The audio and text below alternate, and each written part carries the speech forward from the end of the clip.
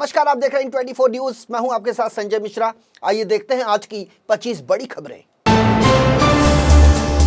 कन्नड़ फिल्मों में ध्रुवन के नाम से मशहूर एक्टर सूरज कुमार को लेकर एक चौंकाने वाली खबर। 24 जून की शाम को एक्टर सूरज कुमार का भयानक सड़क हादसे में बुरी तरह से घायल सूरज को मैसूरू के एक अस्पताल में कराया गया भर्ती। मीडिया रिपोर्ट्स के मुताबिक सूरज कुमार का एक्सीडेंट बेंगलुरु के पास मैसूरू गुंडलूरपुर हाईवे पर उस वक्त हुआ जब वो बाइक से जा रहे थे। मैसूर से ऊटी। जानकारी के मुताबिक हाईवे पर एक ट्रैक्टर को ओवरटेक करने की कोशिश कर रहे एक्टर के बाइक का बिगड़ा संतुलन, लॉरी से टकराने के बाद बाइक पूरी तरह से क्षतिग्रस्त। बुरी तरह से घायल एक्टर सूरज कुमार का अस्पताल में काटना पड़ा दाहिना पैर। पॉपुलर यूट्यूबर कुशा कपिला के चाहने वालों के लिए एक बुरी खबर। कुशा कपिला ने सोशल मीडिया पर दी जानकारी। कहा वो अपने पति जोरावर सिंह अहलूवालिया से ले चुकी हैं तलाक। कुशा ने सोशल मीडिया पर इसके लिए शेयर की एक लंबी पोस्ट। कहा शादी के 6 साल बाद वो अपने पति से हुई अलग। छत्तीसगढ़ के मशहूर कॉमेडियन देवराज पटेल की सड़क हादसे में मौत। देवराज अपने कॉमेडी वीडियो से हुए थे मशहूर। उनकी टैगलाइन दिल से बुरा लगता है को लोग जमकर करते थे पसंद। देवराज के निधन पर छत्तीसगढ़ के मुख्यमंत्री भूपेश बघेल ने जताया दुख। एक रिपोर्ट्स के मुताबिक देवराज कॉमेडी वीडियो शूट करने जा रहे थे रायपुर। रास्ते में ही एक ट्रक ने पीछे से उनकी बाइक को मारी जोरदार टक्कर। ट्रक की टक्कर से घायल देवराज का अस्पताल में निधन। रायपुर के लभांडी इलाके में हुआ हादसा।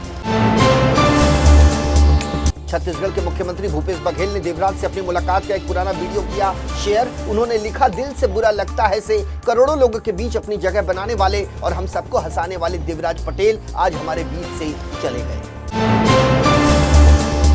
सीबीआई ने सोमवार को एक खास अदालत को बताया कि आईसीआईसी बैंक के पूर्व एमडी और सीईओ चंदा कोचर ने निजी इस्तेमाल के लिए बैंक के धन का किया दुरुपयोग। सीईओ चंदा कोचर ने ली पारिश्रमिक के अलावा 64 करोड़ रुपए की रिश्वत। आईसीआईसीआई बैंक की पूर्व सीईओ चंदा कोचर पर पारिश्रमिक के अलावा 64 करोड़ रुपए की रिश्वत लेने का संगीन आरोप। विशेष अदालत में सीबीआई की तरफ से पेश विशेष लोक अभियोजक ए लिमोसिन ने किया दावा। वीडियोकॉन समूह की कंपनियों को ऋण स्वीकृत करने में धोखाधड़ी और अनियमितताओं से संबंधित एक मामले में चंदा कोचर, उनके पति दीपक कोचर और अन्य के खिलाफ दाखिल आरोप पत्र पर संज्ञान लेने का कोर्ट से किया अनुरोध। राजस्थान के बहुचर्चित नवजीवन क्रेडिट कोऑपरेटिव सोसाइटी घोटाले में लगातार आरोपियों पर शिकंजा कस रही है एसओजी। इस घोटाले में जयपुर के सीए अनिल कुमार जैन को एसओजी ने किया गिरफ्तार। प्रदेश और देश के 2 लाख से ज्यादा निवेशकों के 391 करोड़ रुपए गबन करने का बड़ा आरोप। पिछले कुछ सालों में तेज रफ्तार भरने के बाद अब भारत में इलेक्ट्रिक वाहनों की बिक्री में देखी जा रही है मंदी। इसे वापस पटरी पर लाने के लिए भारतीय इलेक्ट्रिक वाहन निर्माता पहली बार ग्राहकों के लिए अपनी योजनाएं कर रहे हैं पेश। डीलरों के पास स्टॉक की मात्रा बढ़ने लगी है, जिसे आपूर्ति की मांग के साथ मिलाने की है जरूरत। भारत में प्रतिदिन होती है लगभग 200 इलेक्ट्रिक कार वाहन की बिक्री। इस दौरान डीलरों के पास 15 से 20 दिनों का होता है स्टॉक। इलेक्ट्रिक वाहनों की लगातार हो रही बिक्री और अब इसके 450 से बढ़कर 800 करोड़ रुपए तक पहुंचने की संभावना। इलेक्ट्रिक कार बाजार की दिग्गज कंपनियां टाटा मोटर्स और एमजी मोटर्स ने पिछले हफ्ते सीमित समय के लिए ग्राहकों के लिए पेश की आकर्षक स्कीम। मई 2023 में 7,144 इलेक्ट्रिक वाहन पूरे देश में बेचे गए थे। वहीं इस साल अप्रैल में बिक्री घटकर रह गई 5,376 यूनिट, जबकि मई महीने में यह फिर पहुंच गया तकरीबन 6,753 यूनिट। इसके अलावा चालू माह जून में अब तक करीब 5,203 यूनिट्स की हो चुकी है बिक्री। मुंबई रेलवे विकास निगम यानी एमआरवीसी ने अंतर्राष्ट्रीय निविदा जारी करके मुंबई के उपनगरीय नेटवर्क को बढ़ाने की दिशा में उठाया एक महत्वपूर्ण कदम। मुंबई ट्रांसपोर्ट की निविदा का लक्ष्य है महत्वाकांक्षी, जिसको लेकर मुंबई शहरी परिवहन योजना चरण 3 और 3A के हिस्से के रूप में वंदे मेट्रो ट्रेनों के लिए 2,856 कोच खरीदना सरकार की प्राथमिकता। मुंबई में एक इवेंट के बाद स्पॉट हुई फिल्म अभिनेत्री परिणीति चोपड़ा। उन्होंने पेपराजी को पोज देने से किया इनकार, जिसकी वजह से वो सोशल मीडिया पर हो रही है ट्रोल। परिणीति हाल ही में एक इवेंट में शामिल होने के लिए पहुंची थी मुंबई, जहां से लौटते समय पेपराजी को देखकर गुस्सा हो गई परिणीति।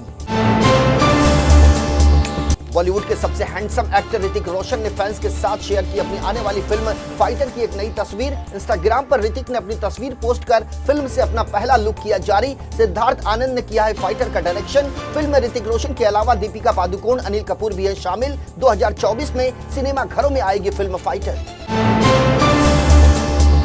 देश के लगभग 80% भाग तक पहुंच गया है मानसून। यूपी, दिल्ली, पंजाब, हरियाणा समेत देश के ज्यादातर राज्यों में हो रही है भारी बारिश। हिमाचल प्रदेश में बारिश, बादल फटने और जगह जगह भूस्खलन होने से चंडीगढ़ मनाली नेशनल हाईवे किया गया बंद। इसके चलते 10 से 11 किलोमीटर लगा लंबा जाम। रास्ते में फंस गए सैकड़ों सैलानी व यात्री।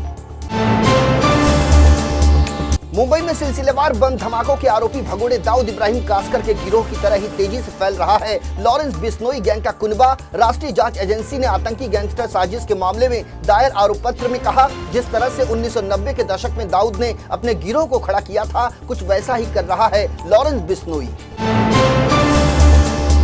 लॉरेंस बिश्नोई और विदेश में बैठे गोल्डी बराड समेत 16 गैंगस्टरों के खिलाफ गैरकानूनी गतिविधियां संशोधन अधिनियम में आरोप पत्र दायर। चार्जशीट के मुताबिक लॉरेंस और उसके आतंकी सिंडिकेट के विस्तार और भारत के मोस्ट वांटेड आतंकी दाऊद के उदय में कई तरह की समानताएं। दोनों की दहशत का साम्राज्य तेजी से फैला अभूतपूर्व। गोल्डी की मदद से लॉरेंस ने गिरोह को पंजाब से उत्तर प्रदेश, हरियाणा, महाराष्ट्र, दिल्ली, राजस्थान और झारखंड तक फैलाया। गैंग में 700 से ज्यादा शूटर्स मौजूद।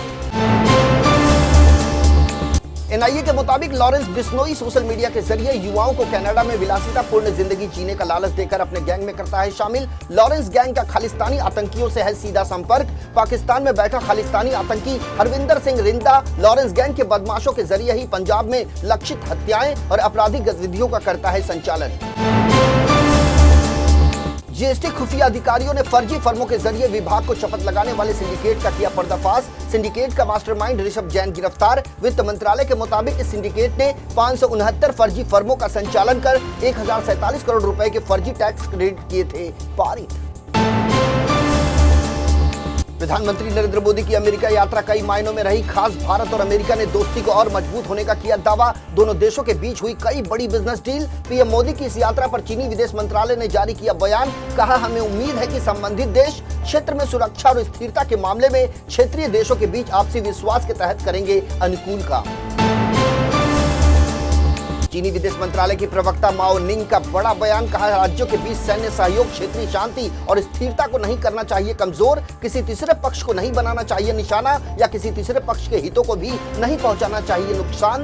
भारत और अमेरिका के बीच कई रक्षा और वाणिज्यिक समझौतों पर हस्ताक्षर किए जाने के कुछ दिन बाद आई चीन की ये प्रतिक्रिया। केंद्रीय गृह मंत्रालय अमरनाथ यात्रा की सुरक्षा को लेकर आज कर सकता है आखिरी समीक्षा बैठक। मंत्रालय के सूत्रों ने दी ये जानकारी। कहा, नॉर्थ ब्लॉक में आयोजित होने वाली बैठक की अध्यक्षता करेंगे गृह सचिव अजय भल्ला। इसमें सभी केंद्रीय पुलिस बलों के प्रमुख, गुप्तचर एजेंसियों के शीर्ष अधिकारी, जम्मू कश्मीर प्रशासन के बड़े अधिकारी और अमरनाथ श्राइन बोर्ड से जुड़े वरिष्ठ लोगों के मौजूद रहने की उम्मीद। आतंकवाद को लेकर अमेरिकी राष्ट्रपति जो बाइडेन और भारत के प्रधानमंत्री नरेंद्र मोदी की ओर से दिए गए साझा बयान पर बौखला उठा पड़ोसी मुल्क पाकिस्तान। पाकिस्तान के विदेश मंत्रालय ने बयानों पर चिंता व्यक्त करने के लिए अमेरिकी दूतावास मिशन के डिप्टी चीफ को जारी किया समन।